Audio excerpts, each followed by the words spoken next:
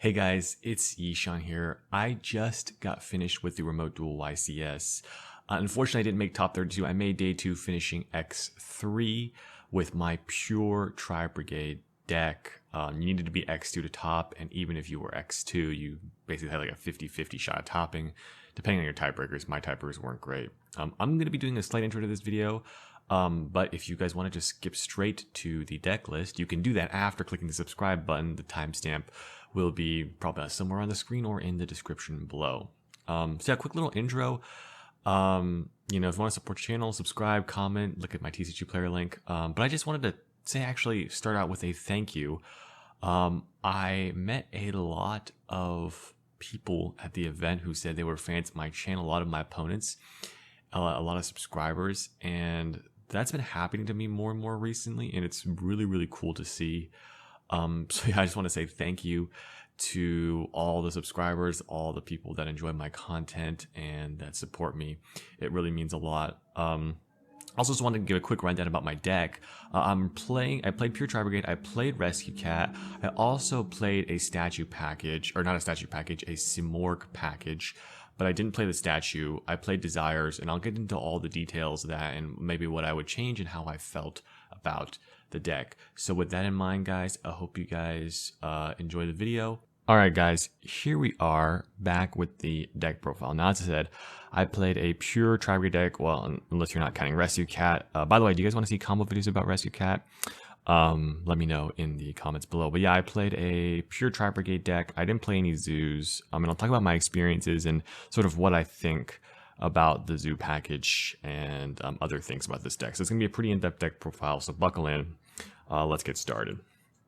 Alright, so let's start with the Rescue Cats. This is sort of your de facto power card of the deck.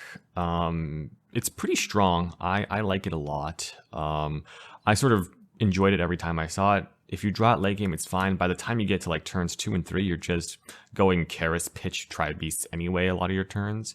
And so this sort of made sense to me. You know, the idea that you just want the best thing to do first turn. Zoos were a little conditional because I felt like you needed to have the tanky, which is, I guess, fine because it's like a 3 of anyway, but you like, if you don't see tanky, it's like a little awkward. Like if you just draw one Thoroughblade, it's just a little weird, right? And also the Dryden being banned. So I think the Rescue Cat was much better. Where Rescue Cat falls short compared to an engine like Zodiac, though, I think is in the going second/second turn of the game department, where having something to search off tanky besides just your fractals can be extremely important because you want that flexibility later in the game. It just allows you to make Zeus and do those things, and so that is pretty cool. But I think Rescue Cat is probably the way to go, in my opinion. It also frees up a lot of extra deck space, which can be useful. So let's talk about the rest of the Tri-Brigades. You sort of have to play 3 Fractal. It's the best. And then 3 Nerval is pretty standard as well. And then 3 Kit to round them off.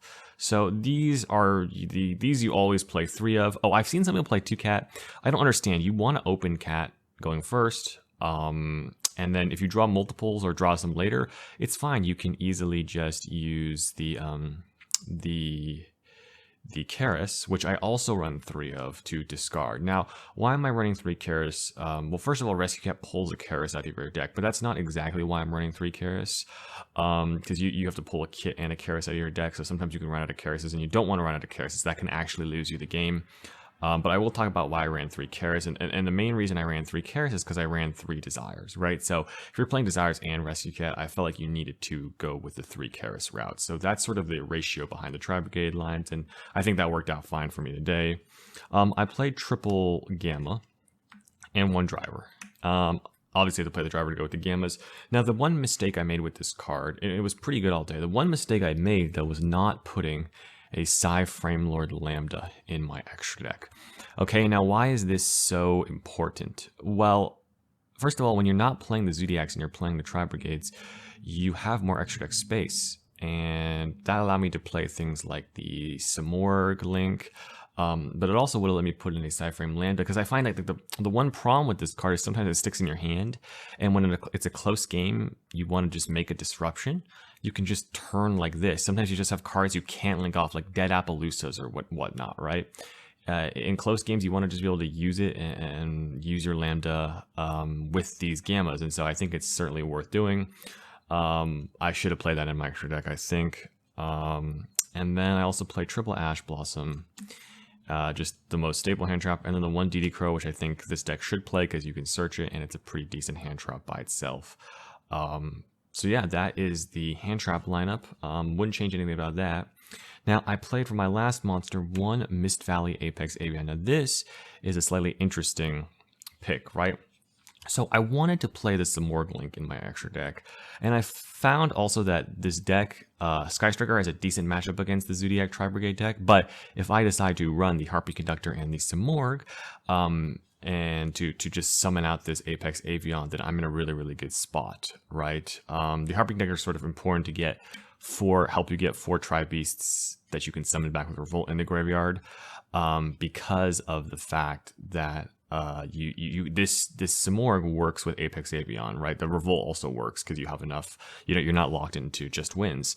Now, the interesting thing about this whole package is that, right, so I thought it would help me beat Sky Striker. I only played one, unfortunately, and this did come up pretty huge in that matchup because of the untargeting stuff is just so good and the grind is just too good.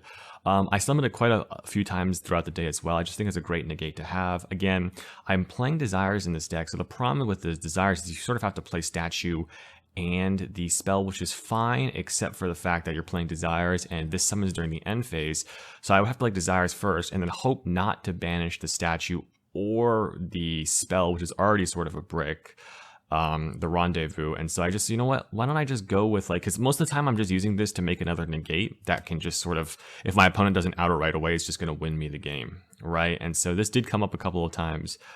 Pretty good card, but yeah, so that's sort of the theory behind that. I just played this because, okay, if you banish it off Desires, no big deal. You go find a Revolt or you go make an Appaloosa. It's just a one-of, so you're not playing too much stuff in your deck. So it was very good all day. I would sort of, I think since you're not playing the Zodiacs, you can do that. If you want to play Pot of Prosperity instead, that's totally legitimate, totally valid. And I would recommend, you can try the Statue package in there instead, because I think Statue might be slightly more powerful, but yeah, that's that. So, okay, I play 3 Desires. Now, this card is a reason not to play Statue. This card is just insane, in my opinion.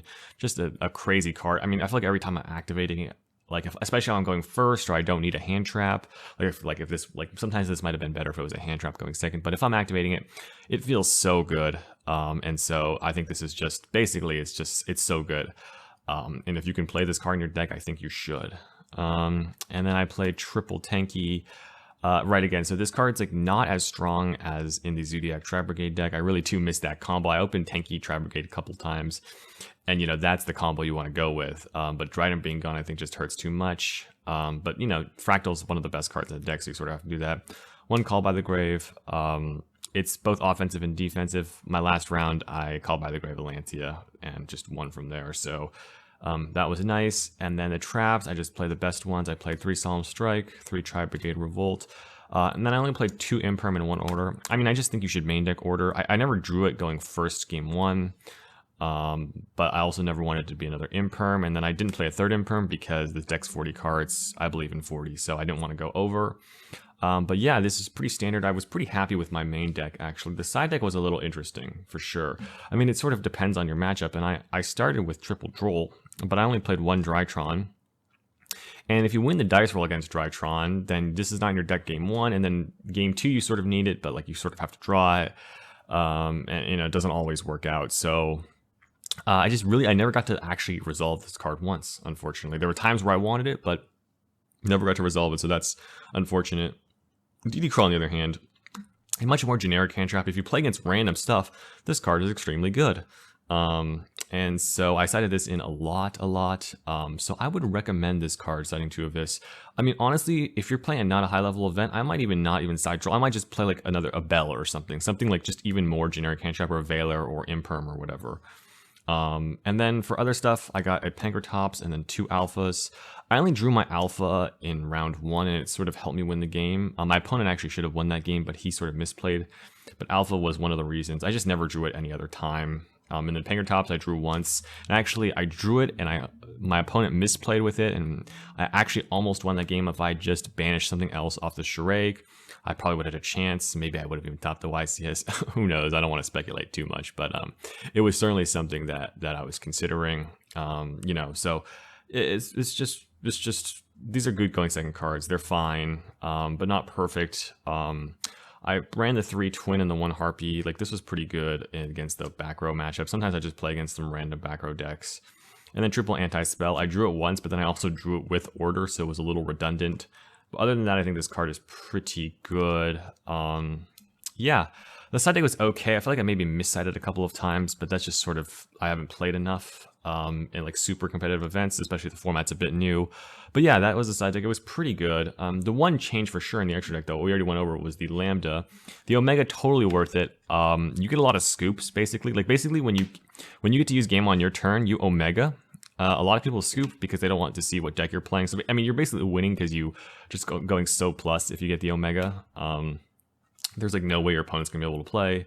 So there's that. Yeah, definitely really worth it. And then I got 1 Bear Broom. I never needed more than one. The first Revolt is like pretty good. Sometimes you want a second one, but honestly, I just play 3 Revolt just because I want to draw it, and Bear Broom just helps you search it. So this card was great.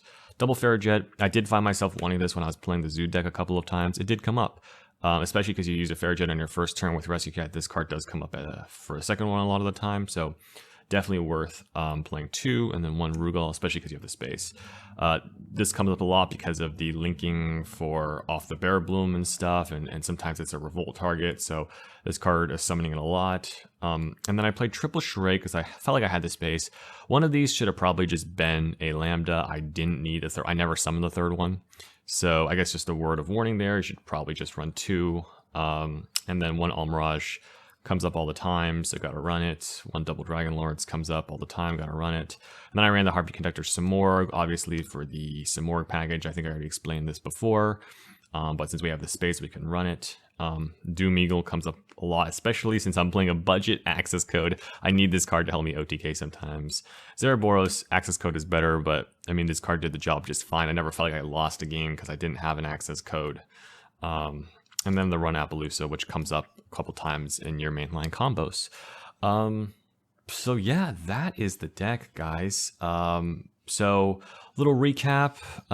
Yeah, I went X3. I feel like I misplayed a little bit, so I should have slept more. You know, so that's sort of it. Let me know if you guys want to see some basic Rescue Cat combos.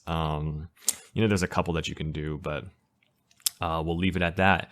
Yeah, guys, so that is it for the deck profile. It was a really fun event. Unfortunately, I didn't get to top 32, but hey, day 2, I think I finished 109th place. It's not bad, right? So, all right, guys, I hope you guys enjoyed the content. And, you know, hopefully this remote duel stuff, we can go back to real events soon. Hopefully, you know, that'll be cool. I'm looking forward to that. Make sure to subscribe if you haven't already, and I will see you guys in the next video.